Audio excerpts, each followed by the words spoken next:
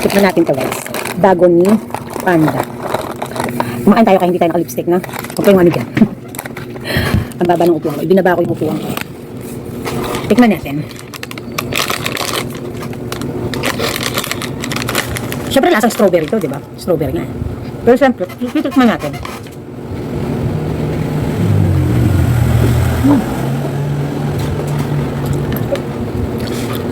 Kaamoy na ano. Rebisco strawberry. So, ang ganda naman yung Bombay. Bibili na naman siya ng tubig. Nililigawan nga ako. Ito. Hindi ko nga kailangan. Ano sabi ko kahapon? Nechos na kita kahapon. Tinanutan na lang kita. Hindi ako kukuha. Gusto mo kumuha. Ako libre na si Jen.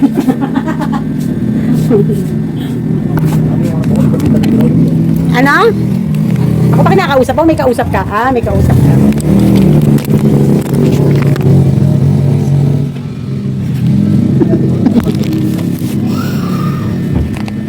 Bilig ko steak lang. Asya may bilig ko steak.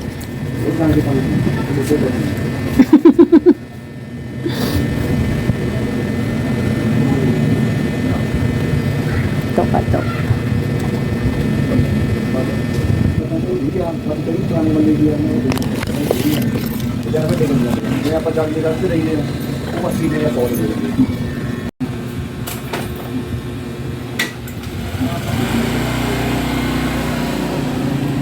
Good morning guys. It's already 12 o'clock.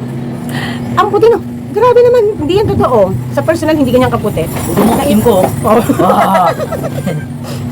Joker talaga. Siya naman, ang maganda sa balat ni Kier. Sasama dyan. Ano siya, straight na, yung ano ba tawag doon, yung pantay. Pantay ang, kasi tinan mo ako, may maitim dito, may maitim dito, may maputi. Uneven. Oo. Yung sayo talagang, You know? umaano, from head to toe talaga, diretso ang kulay. Hindi ka black, ikaw ay brown. Kaya paglaki mo, tall, dark, and handsome ka. Guys, di ba, nalala yun yung tsinelas. Ito yung pangatlong. Ay nako, handsome yan, anak ko yan. Dahil kakaw. Ito ang aking di ba naalala niyo yung tsinelas, nalilito tuloy ako. Ito yung tsinelas na inano natin, in-unbox natin nung nakaraan, hindi kasya sa akin. Umorder ako ulit ng mas malaki. Ito 42 na to.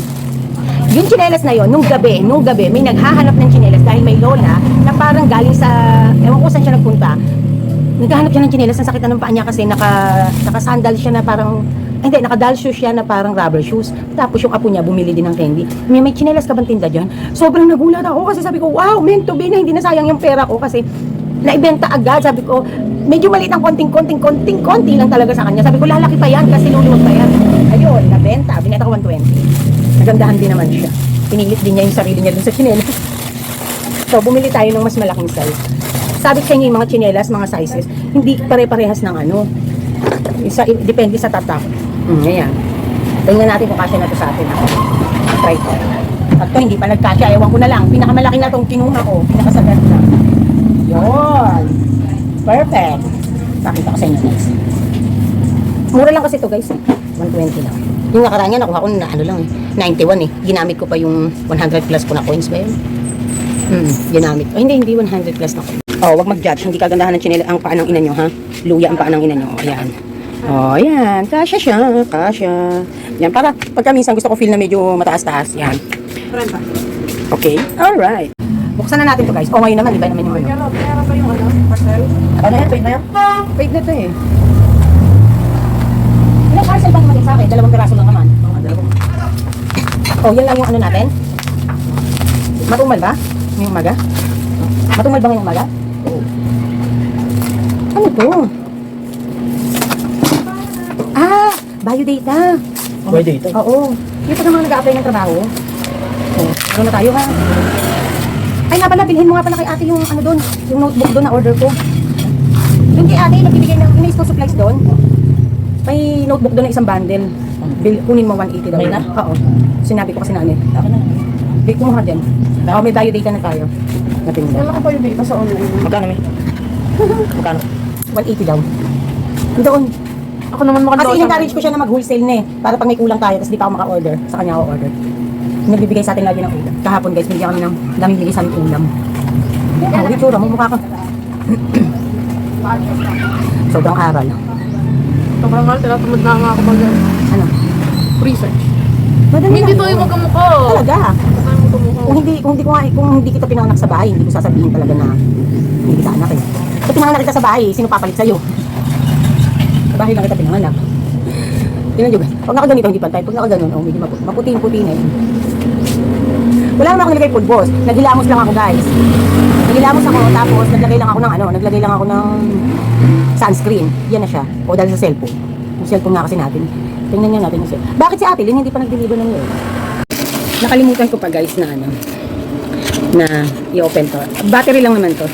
Alam nyo naman ang ano ng battery dito. Battery naman to.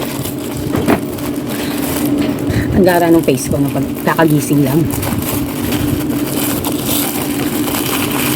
Yung aura natin minsan gandahan, minsan ganda-gandahan, minsan walang ganda. Ang pangit. So yan ang face ni Mami Park pagkagagising ko lang. Yan ang hindi pa ako masyadong dilat, ganyan. Diba? Anyway, kakain na lang muna tayo. Alam naman natin yung battery, AAA, AA na ever ready. Kain muna tayo. This is our lunch. And then, magtitimpla akong kape. Okay? Hi guys, Mami Park is here. So, it's February 8, Sunday. So, before mag-end ang Sunday, ay mag-vlog muna tayo, no? So, hindi pa sana ako mag-vlog. But, I think we have to answer one subscriber na nag-aas ng advices. So, let's try to give the best of advices that we can give to her. And kamusta kayo? Matumal pa rin at normal naman yan. But ang ganda naman, dito naman maganda ang aming Saturday and Sunday. And that is why soon makakapamilya ang daddy part nyo. So, maganda talaga kapag maganda ang sales kasi talagang mabilis makapagparoling. So, nakakaraos din sa bills, no? And I just do hope na everybody is fine and kapit lang, no? At talaga namang inaasahan na natin to. At tulad ng sabi ko nung nakaraang vlog, before mag-end ang February, second week to third week, ay magtataas pa ng around 6% ang mga basic commodities. So, yan ay galing na sa kung saan man ahente natin. So, expected na yan. So, that is the prediction of Daddy Park. Second week pa lang ng January. Prediction na niya yan. So, yun ang kagandahan kay Daddy Park. Pagdating sa economics, magaling naman siya. So, that's what I'm proud of him. Kaya alam niya, expected niya, ganyan. So, nagsabi na si ahente namin dito na si Kuya Joseph, yung nagdi-deliver ng alak at soft drinks, na pinakamatagal by second week of March, first week or second week, ay magtataas na ang Alfonso. So, that is why, kung may pang-stock na kayo, mag-stock na kayo, no? Okay, so, let's shout out doon sa ating, last vlog, no, yung ating pag nakatapos kang magbayad ng utang saka may tukso na lalapit. Ayan. Naalala niyo shinare ko dito na sabi ko sa inyo may Habibi. Andito na naman siya kahapon tsaka nga today. Today di ko nakuhanan. Today, bumibili siya ng 15 pesos nga ng mineral water. Tapos sabi ko, ano na naman, liligawan mo na naman ako, crush mo na naman ako. Sabi niya, kung kumuha ka di sana araw-araw nakikita tayo. Araw-araw singil kita. Tawa ko. Sabi ko, hindi, ayoko, no way. Sabi niya, ayaw mo pa kumuha. Sabi niya ganoon, si Habibi, ang pogi niya. Tawa lang ako. Sabi ko, gandang-ganda ka sa akin. Gusto mo dito? Himala, dito ka bumibili ngayon sa akin. Tawa lang siya. Tapos may dumaan na suki ko. Sabi ko, nililigawan ako. Sabi ng mga customer ko. Nahiya si Habibi, si Bombay. Okay, anyway, let's shout out to Arlene Gonzalez. Hello po, Mami Park. Hello, Ma'am Arlene. Teresita Baron. Ang daming parcel, Mami. Yes, most of the parcel na binibili natin online are items that available in our store. Kasi, yun nga, dito nga ay hindi naman na puputol basta-basta ang mga school supplies. Actually, mapapahinga lang ang school supplies dito ng isang buwan mahigit, ganyan. Usually talaga ang school supplies dito araw-araw, hindi nasisiro, kaya kailangan marami tayong stocks. Okay, actually may order ako dun sa kapitbahay namin, nasuki ko yung buong angkan. Kahapon may pa-okasyon sa kanila, nagpabigay ng ulam.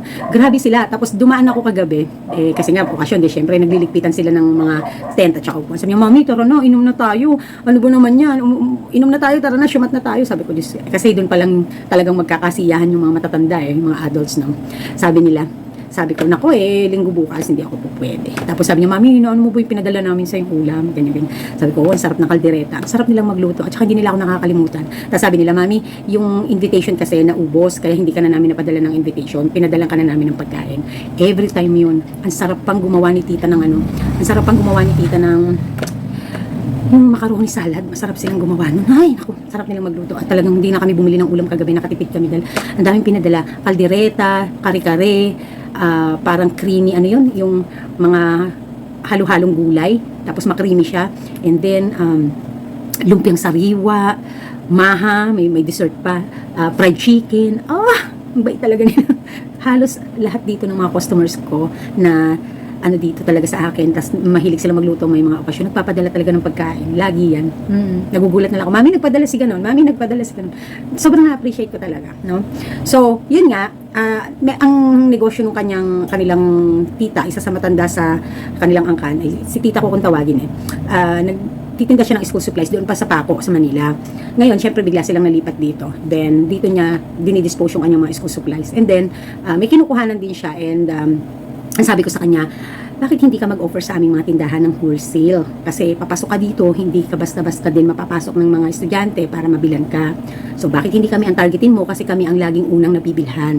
So, pagpatong ka, basta yung makatarungan na kami naman din ay kikita. Para hindi din kami nauubusan ng supplies. Ako ang number 1 na magiging customer mo. Susuportahan kita. So, yon. So, alam naman kasi ng ibang kamag-anak niya, yan si mami, supportive din talaga pagdating sa mga small business. Kasi, yung mga iba din nilang mga kamag-anak at pinsanin, pagka halimbawa, mami, nagtitinda kami ng pizza, nagtitinda kami ng combo burger with juice, with fries, order ka ba? Talagang umorder ako. Kasi masarap din naman talaga, may pagmamalaki, at higit sa lahat, syempre, hindi sa salita lang din kapitbahay. Talagang ako, kahit hindi ko naman kapitbahay, basta inalok ako dito at nakita kong nagpupursige, sumusuport ako. No? Meron din kaming kapitbahay sa, street namin, nagki-cake. So, ang usually naman in-order ko sa kanya, yung kanyang, para siyang oatmeal chocolate na cake, na ang size lang niya ay pa square. Favorite kasi namin yon, no? So, nagsusupport ako kasi naniniwala ako na yung pag-support sa mga maliliit na negosyo nakakapagpa-boost ng confidence nila to continue. Yun naman ako. And I also giving them advices na ganito yung discarding gawin mo kasi ganito, ganyan. Ngayon, kung alam mo na naman so ganito.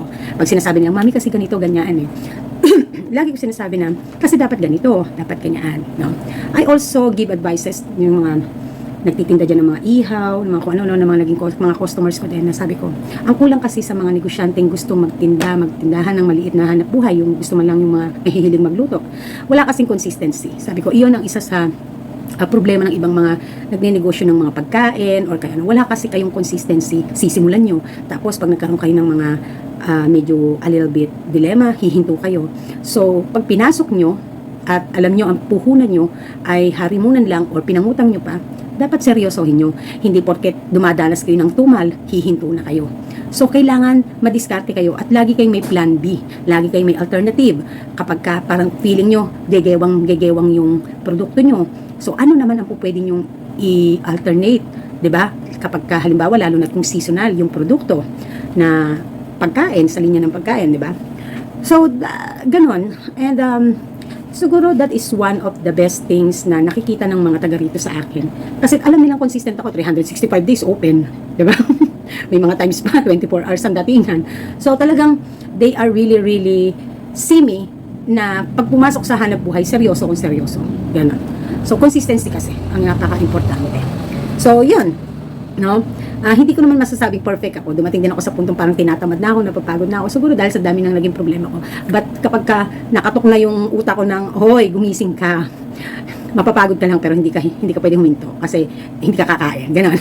So, ako naman talagang back to reality na. Ito yung pinili nating buhay O, di paninindigan natin. Be consistent, di ba? Ganun yan, no? Okay. So, thank you, Ma'am Teresita. Sabi pa niya, huwag nang mag-loan, mami, para hindi ka ma-stress. Yes, hindi po. Hanggat maaari, hindi talaga.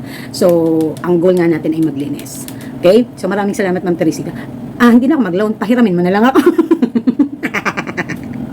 Winnie07, hi Mami Park, good afternoon. Hello Ma'am Winnie. Alicia Palya, sabi niya, ang ganda talaga ni Mami. Hindi naman, may aura din akong tsaka-tsaka. No, lagkit-lagkitan, ganyan. Mukhang Ganyan, no? Ito lang ang hindi natin maging consistent eh. Yung dire-diretso tayo magpaganda, maging wag losyang. Ang good thing na lang kasi, pagdating kay Daddy Park kasi talaga, ano man ang itsura mo, ano man ang ano mo, wala siyang pakialam. Kasi ako, ang gusto ko lang i-please, ang mata ko at ang mata ni Daddy Park. Charot! No, yan. So, thank you. No? Maganda tayong lahat. No? Naniniwala ako na we are beautiful in our own way. No? And beauty is in the eye of the beholder. Naniniwala din ako dyan. Yan. Ellen Pilar. Sabi niya, eto na. Ito na yung isa sa pinakamasakit na marinig, no? Ang ating isa sa avid fan natin at ang ating subscriber, viewer, si Ma'am Ellen Pilar. Sabi ni Ma'am Ellen Pilar, "Hi Mami Park, hingi na lang po sana ako ng advice. Ano pong pwede kong gawin? Kasi po nagbukas ng tindahan yung pinsan ko. Malaki Mami kesa sa store ko, kumpleto lahat. Pinuno niya talaga kasi seaman asawa niya. Siyempre, maraming puhunan, nag-start siya ng store niya this February lang. Ang laki ng binaba ng sales ko, Mami, na dating nakaka 3K to 4K ako kasi maliit nga lang pong store ko. Ngayon, nakaka 600 to 800 na lang ako. Tas asa 15 kabahayan lang kami dito. Tas 3 na kaming may store dito. Salamat po in advance sa advice, Mami. Always watching po. Love you." This is one of the very saddest thing na maririnig mo sa kapwa mo kasari. No? Or makikita mo sa kapwa mo kasari. Siguro dito sa puntong to, magbubuhat na ako ng upuan. One of the good character that I had, na talagang, yun talaga yung itinatak ko sa isip ko, yun talaga yung inano ko sa utak ko. Growing up and being in a sales, na yung when it comes to kompetensya, lagi kong sinasaksak sa sarili ko, I need to please my customers, not my competitors. I need to focus to my customers, not to my competitors. Siguro, masasabi nyo na, Mami, napakadaling sabihin, ang hirap gawin minsan. Kasi talagang they are the reason why kung bakit kami humihina at bumabagsak. And worst case scenario is mag-end up kami to closing. Which is, isa din yan sa aking dilema dito. Lagi ko naman sinasabi, na isa sa mga naging malaking dahilan why my sales ay bumaba, it is because of sa mga nagsulputan ng mga pasari na hindi lumalaban pa ng patas. Yun pa yung masakit doon, di ba? But,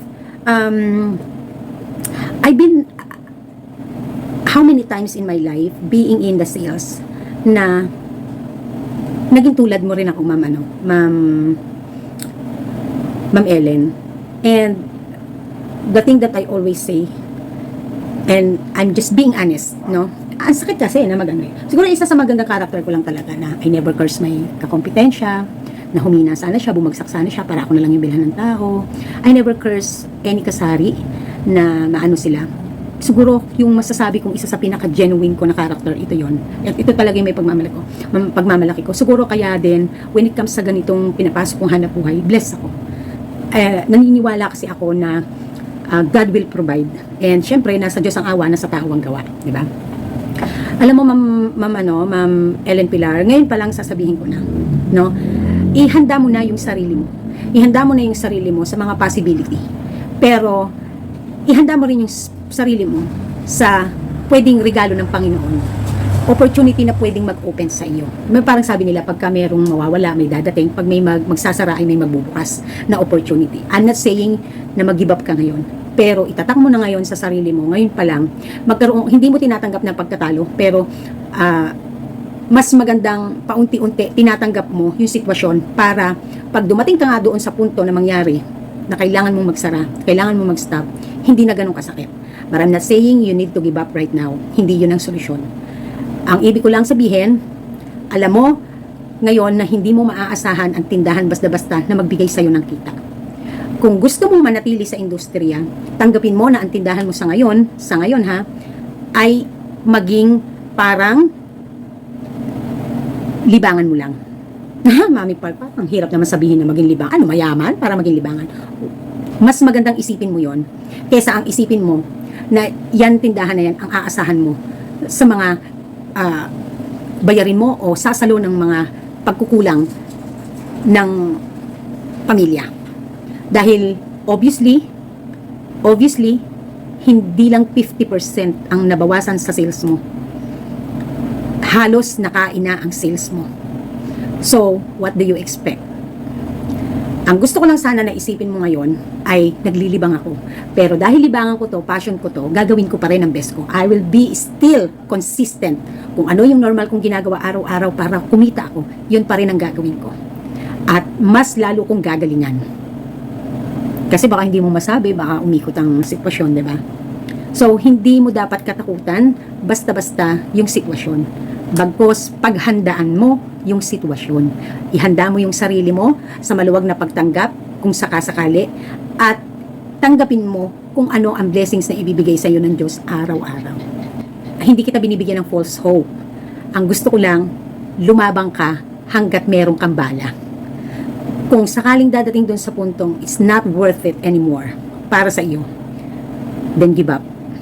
But if for you, ito na ang buhay mo, ito na talaga yung gusto mong gawin, at para sa iyo, ang kahit pa paano ay hindi ka negative sa benta, dire-diretso lang, tuloy-tuloy lang.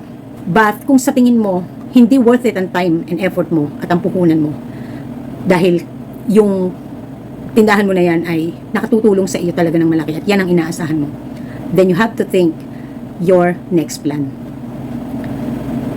Ang sabi ko kanina, mas pag-igihan mo. So, ibig sabihin, mas galingan mong magtinda. Mas mag-provide ka, hindi mo kailangan ng marami. Hindi mo kailangan na maraming stocks. Ang kailangan mo, pirmes na meron ka. The best thing na masasabi ko right now, kasi no matter how I say, pushing you through, kung hindi na iyon ang hinihingi talaga ng pagkakataon at hindi na iyon ang nagiging sitwasyon, ala na tayong magagawa. Acceptance is the key. But I'm not saying that you have to give up right now. Nagsisimula pa lang ang laban. So, ngayon mo masasabi kung hanggang saan ka, kung hanggang saan ang tatag mo. Mas masarap isipin na, hey, passion ko to, libangan ko to, kaya gagawin ko lahat kasi ito talaga ang gusto ko. Kasi nagmamanifest yun nakikita yun, na parang nagiging aura mo yun. And that is why nabibless ka. That is why magiging magaan. Diba?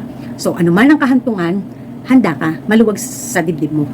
Mas lalo kung magiging okay, no? Kung darating sa puntong nagiging okay ulit, nakaka-recover, mas maganda yon. Diba? Alam mo, Ma'am Ellen Pilar, bilog ang mundo, no? So, kung 15 kabahayan lang kayo dyan, tapos siya, naglabas siya agad ng ganong kalaki na talagang bonggang-bongga, mas malaki rin ang risk niya. Mas malaki rin ang risk na dadanasin niya kasi mas malaki ang nilabas niya. Diba? So, kung ikaw, meron kang a little bit of everything, ika nga ni Daddy Park, yung a little bit of everything, mas panalo ka. No? Gandahan mo lang sa display. Gandahan mo lang ang aura ng tindahan. At syempre, yung customer service dapat the best. No? Yun ang pinaka-importante. At kung kaya mo naman ng presyo ay magaan para sa mga customers mo, then why not? No? Why not? Hindi masama. As long as may kabig ka pa rin, hindi ka naman nangungupahan. Diba? So, ang mahalaga, nilalaban mo yung hanap buhay with a heart, with confidence, and with faith na mahal mo ang paghahanap buhay na to, kaya gagawin mo ang lahat para dito. In a way na kaya mo ito ginagawa kasi mahal mo ang pagnenegosyo, mahal mo ang pagtitindahan, mahal mo ang mga customers mo, mahal mo kung ano ang abot na ibibigay ng Panginoon na blessing sa iyo. It's all about acceptance and it's all about for you to change into better. So, anuman yung magiging kahinatnan, ang pinaka-importante ikaw. Ang pinaka-importante yung mental health mo, yung emotional mo, yung state mo. Ang pinaka-importante is binitawan mo ang isang bagay ng maluwag sa dibdib kesa sa masakit. Hindi mo na kasi po pwedeng awayin Hindi ka po pwedeng magwala. Kasi lalabas lang na mukha kang talunan. Mas lalabas lang na mukha kang talunan at masasabihan, ito pa problema dyan ikaw naman yung naunang nagtinda, ikaw pa yung masasabihan na inggitera. Diba? So, magpaka-professional ka at huwag mong ibababa ang level mo. Tatandaan mo yan. Lumabang ka na kung paano ka lumalaban araw-araw. Diba? So, yun yung pinakamaganda doon. So, isa sa pinakamagandang character na meron ako dito sa tindahan, yun the way how I sell stock. Talaga. Almost 98% of my customer in a day, walang customer na hindi tatawa, hindi mangingiti, hindi masisiyahan sa pagbili nila sa akin. Mapabata, mapamatanda. Yan ang laging tumatatak sa akin. Araw-araw. Araw-araw. Ang kagandahan kasi sa akin, wala naman akong laging kausap. And I treat my customers na sila ang aking magiging social. No? So, kaya yung the way sa mukha, unless talaga medyo mainit ang ulo ko. Kabisado kasi nila ako dito. Oh, mami, stress ka na naman, mainit ulo mo. Ganyan-ganyan. But, most of the time, as much as possible, positive energy ang binibigay ko sa mga customer. Kaya dito, mapa-teenager, mapabagong mag-asawa, bagong kasal, magjowa man na tomboy at bakla, tomboy at mga, alam mo yun, yung ano man ang gender nila na magka-relasyon sila. I made sure naaalis sila na nabigay ko yung pangangailangan nila and at the same time, naibigay ko yung best service that I could give. Alam nyo, maliit, ano kasi yan eh, naniniwala akong maliit, malaki, dapat consistent. Hindi yung porket malaki ka na, nagmataas ka na. Hindi porket malaki ka na, parang di ka na basta namamansin. Ganon. Hindi. Yun ang nagustuhan ng mga tao dito sa akin. Yun naman ang may pagmamalaki ko. Kung nagsimula ako sa maliit hanggang sa malaki, ganun pa rin ako. Siguro nagbago ako in a way na naghigpit ako sa policy, lalo na pagdating sa mga bote, no? Yung pag-utang, talagang hindi ako nagpapautang ever since. Naramdaman nila yon. It is because, ina-explain ko naman sa kanila why. So, yun lang. Huwag kang magbabago, no? So, kung sa tingin mo, parang kulang ka doon sa service na yung enthusiastic, yung bang parang may puso, genuine, then you have to start today, no? You need to start today na baguhin ang aura mo when you are selling. Kese hodang 15 kabahayan lang kayo dyan, kese hodang mga bata iyan na parang balasubas, hindi iyon dapat ang katwiran. Ang katwiran, customer sila, they need to be satisfied bago sila umalis sa tindahan mo. You have to make them satisfied. Iyon ang pinaka-importante. Isa yan sa character na lagi kong pinapanatili hanggat maaari. Kaya ako kapag mayroon akong pagkakamali, sobrang aminado ko, honest ako kasi talagang inaamin ko. Kasi hindi ako yun. Hindi ko talaga yun natural. So kaya parang nagigilty ako. Kasi, di ba? Pag napapansin nyo pang i-share ako sa inyo, nagigilty ako kapag meron akong customer na nakaaway, and dapat pala hindi ko pinatulan, dapat pala, gano'n, di ba?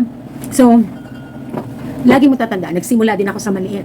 Dumating sa punto na pinagpustahan pa ako ng mga tao dito na ako hanggang 2 buwan lang, 3 buwan, hindi na ako tatagal. But look at me now! 4 years na po ako sa March 28. 4 years na po ang Mami Park dito. O, parang kailan lang, di ba? At ang dami nating naging ganap sa loob ng 4 na taon. It's just like yesterday. Biglang namutla. Lumipat ako ng pwesto. So, mai-share ko nga lang sa inyo, no? May mga pagkakataon na may nakakausap akong mga customers, no? Hindi ako ang nag-open up, sila. Sila yung nag-open up. Minsan, pag naupo ako sa, may bibili ako sa labas, naupo ako sa tindahan nila, or naupo ako sa mga paninda nila, medyo biglang parang nagkaroon ng pagkakataon na makakwentuhan, at kahit dito sa tindahan ko, pag hindi busy. Ang daming nag-open up sa akin ng mga customers. They are the one who open it, hindi ako. Alam mo, Mami Park, masarap bumili sa iyo. Gusto ko maiyak minsan pagka naririnig ko talaga yun. Sobrang touching. Kasi yung mga anak mo, ang bibilis kumilos. Train na train mo talaga. Magagaling. And sa akin sa totoo lang, araw-araw nasa-sermonan ko pa sila kasi talagang for me, mahigpit talaga ako kasi pagdating sa training, pagdating sa negosyo. Hindi lang sa tindera, kahit sa mga anak ko. Wala sa aking anak-anak, wala sa aking tinde-tindera. Pag sinabi kong iyon ang dapat yung gawin, ganun dapat yun ang mangyari. Dahil seryoso ako sa negosyo eh. Sabi nila, alam mo Mami, ang hirap kasi dun sa iba, hindi na ako magbabanggit ng ano, ang hirap kasi dun sa iba. Mula nung parang medyo lumaki yung negosyo nila, para silang, parang feeling mayaman na, yung asta ba. Parang yung ugali, hindi maganda sa customer. Kasi, iba yung aura, iba yung bigat. Tapos, pag bumibili ka, hindi basta tumatayo, ayaw tumayo. Parang tamad na tamad magbigay, magbenta, binibilhan mo na. Tapos, sinasabi mo na yung, ilang beses mo na sinasabi yung binibili mo, parang alam mo yun. Pero Mami, doon sa tindahan mo, tayo ka kaagad. Ayaw mong naghihintay kami hanggat maaari na gagalit ka kaagad kapag yung mga anak mo, ang gagaling naman ng mga anak mo. Lagi ko sinasabi, alam nyo kasi, kung ano ako paano sa inyo magserbisyo, gusto ko, kahit hindi ako yung nagbebenta sa inyo, parang ako ang kaharap nyo. Kasi lagi nyo akong hinahanap, di ba? Asan si Mami? Gusto ko kahit hindi nyo ako nakikita at kung sino ang nasa tindahan ko, parang ang kausap nyo ako. Kaya I train them as much as possible, like me. Although, hindi man maging 100%, pero hindi kayo mabibigo doon sa ina-expect yung service na matatanggap nyo. Kasi nasanay kayo Nasanay kayo from the start na maliit ako hanggang sa lumalaki ako. We try to live humbly. We try to parang katulad nyo lang din na normal na tao, nagkataon lang na may negosyo ako. Pero parang ako lang din kayo. Ganon.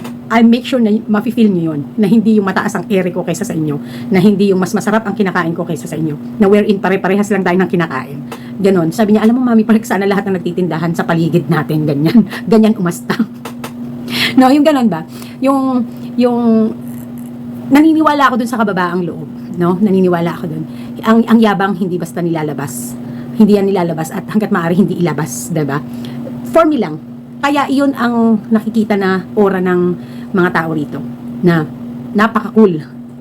Cool lang, gusto ko cool. Gusto ko masaya. Ayoko ng pagtitindang boring. Ayoko nung nagse-sales ako, nagtitinda ako na hindi kayo na satisfied. Yun yung lagi kong goal araw-araw, yung bumili kayo pero nasiyahan kayo.